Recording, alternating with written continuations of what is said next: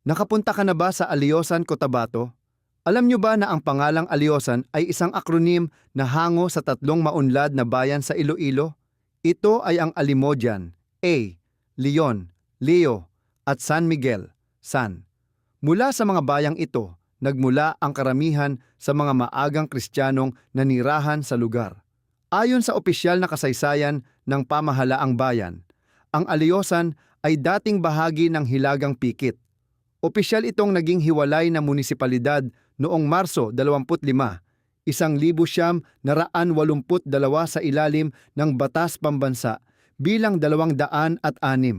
Sa kasalukuyan, ang sentro ng pamahalaan nito ay matatagpuan sa Barangay San Mateo.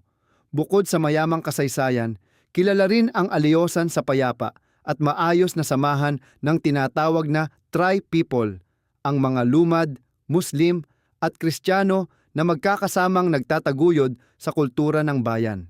Sa katunayan, ang kasalukuyang Alyosan, Cotabato, ay ganap ng isang masiglang first-class municipality.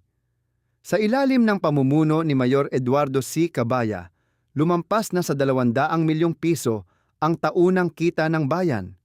Bukod sa maunlad na ekonomiya, mas pinatibay pa ang kanilang pagkakakilanlan sa pamamagitan ng opisyal na himnong Alyosan Kong Mahal,